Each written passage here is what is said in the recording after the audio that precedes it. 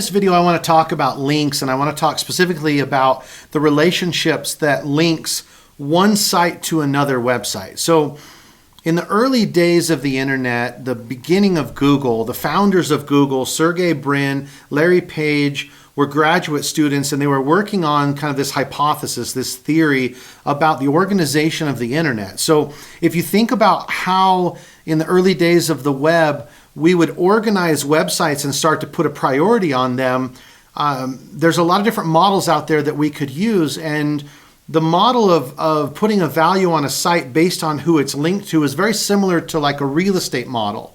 And so I want to talk about that and visualize it a little bit with you guys so you have a chance to understand kind of one of the fundamentals that's built into search algorithms of any type. So imagine you have a website, and much like a house, that website sits in a neighborhood, so a neighborhood of other houses.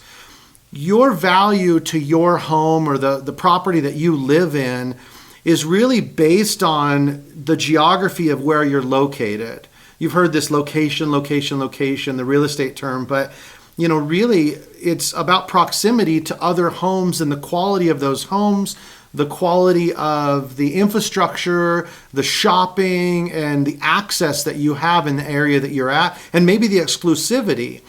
And so the internet works very similar. So a website is valued based on its proximity and connection to other valuable websites. So imagine on a scale of 1 to 10, if you gave a number to all the websites that linked from one to another.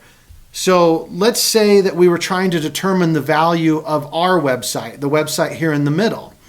If we were to look at the value of each site around it, a 2, a 6, a 5, a 4, a 3, let's say that each of these websites have their own independent value, and each of those are linked to our site. Our website is going to be some function of the value of the surrounding sites, much like a house is. And so what is the actual value of our site if we're connected to a 6, a 3, a 4, a 5, a 4, a 5, and a 2? Well, let's just guess that it would be a 5. Okay, well, so now that our site has a value on it, let's say that we are a shoe store and we sell something like running shoes and basketball shoes. And now, how does a search engine determine if our web page, our basketball shoe page, should show up when somebody does a search? So imagine there's a search for basketball shoes, and you've got your network of websites that are all interconnected, and our site in the middle is a 5, which is a pretty good basket or a shoe website. But within our website, there's going to be a lot of different pages, right? And so if we expand our website into all its many web pages, one of them might be on running shoes, cross trainers, there might be casual shoes. And so the actual basketball shoe page, the value of that page is not just the value and relevancy of the basketball page, but it's also got some relevance to the rest of the pages on our site.